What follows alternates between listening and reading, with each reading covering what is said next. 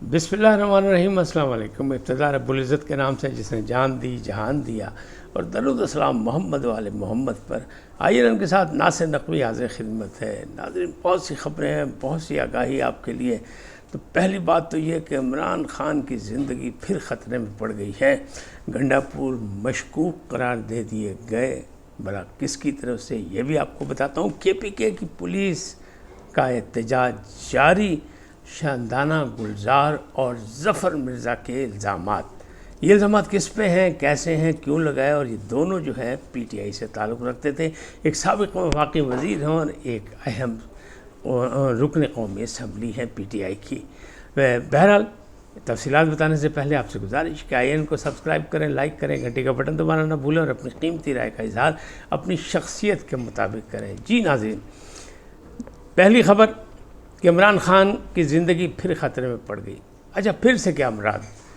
हमेशा से ख़तरे में है। जब गिरफ़्तार नहीं हुए थे जब भी ख़तरे में थी, जब गिरफ़्तार हो गए जब भी ख़तरे में, जब लॉन्ग मार्च कर रहे थे तब भी उन पर क़त्लाना हमला हुआ, उस वक्त भी ख़तरे में थी। जब वो इक़्तिदार में नहीं थे तब भी ख़तरे में, जब वो इक़्तिदार में थे जब भी उनका दावा था कि मेरा इक़्तिदार जो है वो मुकम्मल नहीं होने दिया जाएगा, यानी उस वक्त भी ख़तरे में थे। तो मुर्शिद आज़म बार बार जो बात कहते हैं, उन्होंने कहा मेरा इक़्तिदार पूरा नहीं होगा तो नहीं हुआ, उन्होंने कहा मुझ पर क़त्लाना हमला होगा, उन पर हमला हुआ। उन्होंने कहा जी मेरे ख़िलाफ़ अदम एतमाद, पहले कहा कामयाब नहीं होगी, फिर उन्होंने कहा जानबूझ के साजिश के तहत लाई जा रही है, वो आई, फिर वो कामयाब हुई। तो बाकी मामलात भी उनके ही कहने पे अब वो कहते हैं मुझे मार दिया जाएगा। तो ये पहली बार नहीं, बार बार कहा। इस वक्त किसने कहा? इस वक्त उनकी हमशीरा अलीमा ख़ान और बैरिस्टर अली ज़फ़र जो कि सेनेटर हैं, बड़े अहम आदमी हैं, उनका कहना है कि इमरान खान की ज़िंदगी ख़तरे में है और हमें शक है कि जेल में उनके साथ भी वही सलूक होगा जो मिस्र के साबिक़ सदर मर्सी के साथ हुआ। बहरहाल उनके लिए मुश्किलात हैं, मुश्किलात रहेंगी और मुश्किलात का सामना उन्हें करना पड़ेगा। लेकिन एक तरफ तो इनके दावे हैं कि इन्हें मार दिया जाएगा, इनको जहर दिया जा रहा है, इनको स्लो पॉइजनिंग की जा रही है, सब कुछ अपनी जगह। लेकिन बार बार जब मेडिकल कराया जाता है तो अल्हम्दुलिल्लाह वो सेहतयाब ही निकलते हैं। लेकिन दूसरी जानिब एक और भी है।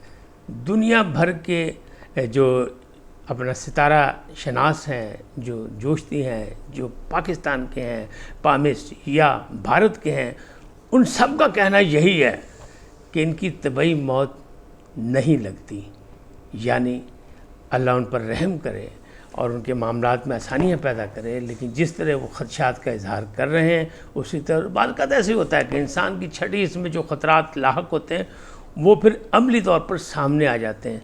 तो अल्लाह उनको महफूज रखे, क्योंकि बार बार ख़तरा मौजूद है। उनकी तरफ से भी, उनकी बेगम बुशरा बीबी की जानिब से भी इल्ज़ामात लगाए गए, फिर अपना अलीमा ख़ान भी कह रही हैं, अली बैरिस्टर भी कह रहे हैं, उनके बाकी साथी भी ये कह रहे हैं। लेकिन ज़िंदगी ख़तरे में है तो फिर वो 9 मई के हवाले से है, और वो ज़िंदगी ख़तरे में है तो फिर वो फ़ौज में बगावत के हवाले से, क्योंकि जनरल फैज़ हमीद जिनके इशारों पर इल्ज़ामात हैं इन पर कि ये चलते थे, वही इनके लिए मुसीबत बन रहे हैं। शवाहिद बहुत से मिल गए हैं। अब जो मामलात हैं वो मैं बात करता हूँ कि गंडापुर मशकूक करार दे दिए गए। गंडापुर ने बड़ी जोशीली तकरीर की, बड़ी दाद हासिल की, अखबारात में फ्रंट पेज पे छपे, शोर मच गया दुनिया में कि ये क्या होगा। और उन्होंने कहा जनाब जो मैं फ़ॉरेन पॉलिसी है वो भी हाथ में लेने जा रहा हूँ, इसलिए कि मेरे सूबे में नुकसान हो रहा है, खून बहाया जा रहा है, मेरे बंदों का खून बहाया जा रहा है, अमन आमा के लिए मैं करूँगा। और फिर उन्होंने सिर्फ नारेबाजी नहीं की बल्कि एक मुलाकात भी कर ली कौंसलर जनरल से, जो अफ़गान कौंसलर जनरल पेशावर में थे, उनसे मुलाकात कर ली, हाफिज़ हमदुल्ला से और उसका मकसद मुहिबुल्लाह से, हाफिज़ मुहिबुल्लाह से। और उसका मकसद यही है कि दोनों मामलात दोनों जानिब से, यानी TTP के हवाले से, तालिबान के हवाले से, अफ़गानियों के हवाले से, पाकिस्तानियों के हवाले से, सब हवाले से उन्हें बातचीत करके भी दिखा दी। तो पैगाम दिया या धमकी दी या जो भी है उन्हें करके दिखा दिया। अब जो मुबस्सरीन हैं, तज़ियाकार हैं, वो ये कह रहे हैं कि ये सिर्फ ख्वाजा आसिफ जो कह रहे हैं वो गलत नहीं कह रहे, वो कह रहे हैं कि ये वफाक पर हमला है। तो अगर माजी में झांका जाए तो जो मुजीबुर रहमान, शेख मुजीबुर रहमान के 6 नुकात थे उसमें भी फ़ॉरेन पॉलिसी पर हाथ नहीं डाला गया था। تو یہ اس سے بھی 2 قدم آگے نکل گئے ہیں، لہٰذا آگ کا کھیل یہ کھیل رہے ہیں۔ گنڈا پور اس کا انجام کیا ہوگا یہ تو نہیں پتہ، لیکن مشکوک کس نے قرار دیا ان کو؟ پہلے تو عمران خان نے کہا کہ جی وہ جذبات میں کچھ زیادہ ہی بول گئے، مقصد ان کا کہنے کا یہ تھا کہ جیسے آپ ان کو مسالہ زیادہ لگ گیا، تو مسالہ زیادہ جو وہ ابھی تک کم نہیں ہوا، کیوں کہ انہیں 8 گھنٹوں کی رودات کسی کو نہیں بتائی، اور وہ دعوے دار بھی ہیں کہ نہ میں نے اپنے کپتان، اپنے لیڈروں، اپنے ساتھیوں کو بتائی، نہ اپنی بیگم کو بتائی، اہل خانہ کو بتائی، تو وہ معاملات جو ہے وہ راز ہی ہے۔ اس راز پر عمران خان کو جو پیغام رسانی کی گئی اس میں یہی ہے کہ بھائی یہ بندہ جڑا نشاندہ ہے، یہ فکر کرو ڈبل گیم کر رہا ہے، ڈبل ایجنٹ ہے۔ اب ان پر بھی الزام ڈبل ایجنٹ کا آ گیا، اعظم سواتی پر بھی الزام ڈبل ایجنٹ کا، انہوں نے جلسہ ملتوی کرایا تھا، لیکن دعویٰ یہی ہے کہ اسٹریٹ موومنٹ چلے گی۔ 21 ستمبر کا جلسہ لاہور میں ہوگا، اس سے پہلے کرک میں جلسہ ہوگا، یادگار کرک کا جلسہ تو یقیناً بہت یادگار ہو سکتا ہے کیونکہ کے میں ہوگا، لیکن 21 کا جلسہ ہوگا یا نہیں ہوگا۔ اور آج کا احتجاج جو کینسل کیا گیا 21 کے جلسے کے حوالے سے، تو وہ بھی ایک مصلحت پسندی ہے۔ کیوں کہ پنجاب میں ایک ضمنی الیکشن ہوا، اور وہ الیکشن تھا پی ٹی آئی کی ایک نشست پہ، جہاں ان کے رکن اسمبلی جو ہے وہ وفات پا گئے تھے، تو وہ جیت لیا 1,16,000 سے زائد ووٹوں کی اکثریت سے۔ مخدوم طاہر نے جو پیپلز پارٹی کے کینڈیڈیٹ تھے اور ان کو حمایت حاصل تھی مسلم لیگ نون کی، پی ٹی آئی وہاں بھی شور مچا رہی ہے کہ دوپہر تک پی ٹی آئی کا پلہ بھاری تھا، بعد میں یہ چرلو پھرا، دھاندلی ہوئی، اور وہی فارم 45-48 کی کہانی دہرائی گئی۔ لیکن ایسی بات نہیں، کون بتا سکتا ہے کہ دوران پولنگ کون جیت رہا ہے کون نہیں جیت رہا، کیونکہ دوپہر تک ہم جیت رہے تھے۔ 35% وہاں ووٹ پڑے ہیں، اور یہ سب کے سامنے ہے، اور بھاری اکثریت ہے، ان کے ووٹ اس سے بھی کم ہے۔ اگر پچھلے ماضی کے الیکشن میں جو 8 فروری کو ہوئے تھے، جس میں پی ٹی آئی کا کینڈیڈیٹ جیتا تھا، جن کا انتقال ہوا اور یہ سیٹ خالی ہوئی، تو ان کے اتنے ہی ووٹ تھے، 1 لاکھ سے زیادہ ووٹ تھے، اور جو مخالف ان کے تھے یہ محمود مخدوم طاہر صاحب، ان کے تقریباً 60,000 کے ووٹ تھے۔ تو یعنی ریورس ہو گیا۔ یہاں پہ بھی ایسا لگتا ہے کہ پاجی فرق جڑا ہے وہ فیض حمید دواخانے کا ہے، یعنی فیض عالم جو دواخانہ تھا، جس نے وہاں سے ادویات لی، ان کو فائدہ ہوا تھا، تو یہ سیٹ بھی اب پی ٹی آئی کے ہاتھ میں۔ دوسری جانب پنجاب میں ان کی قیادت نہیں ہے، حماد اظہر استعفیٰ دے چکے، لاہور کی قیادت استعفیٰ دے چکی ہے، تو اسٹریٹ موومنٹ پنجاب کے بغیر کیسے چلے گی؟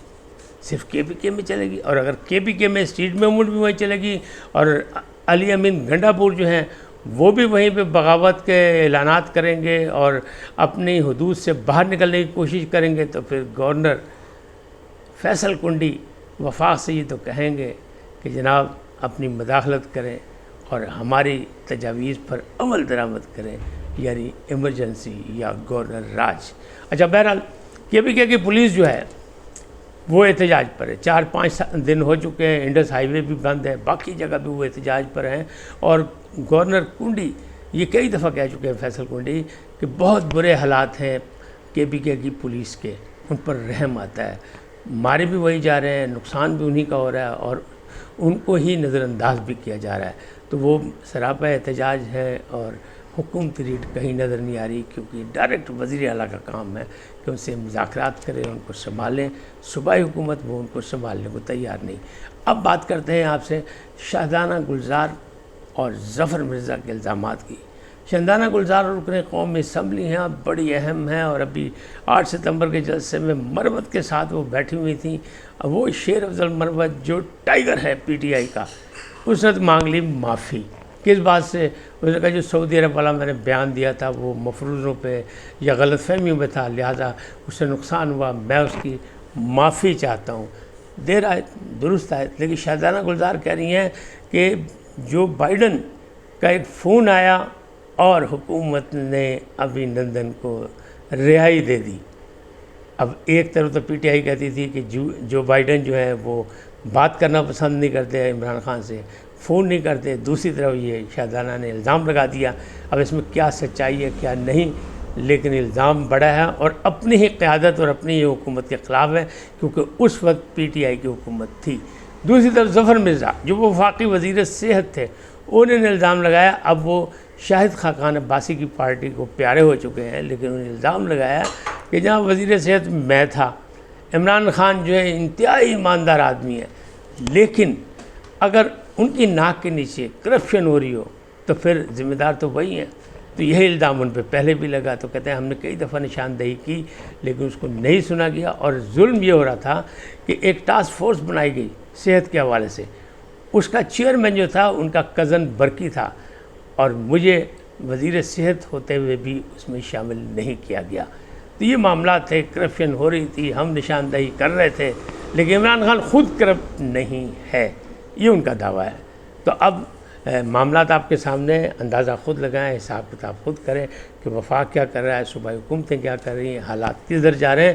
بہرحال یہ جو اسٹریٹ موومنٹ ہے یہ چلتی نظر نہیں آ رہی، بالکل اسی طرح جس طرح وہ جو تھا سول نافرمانی کی بات جب کی تھی عمران خان نے تو وہ پوری نہیں ہوئی، پھر جناب انہوں نے پہلے بھی دعوے کیے جیل بھرو تحریک کے، وہ نہیں بھری گئی جیلیں۔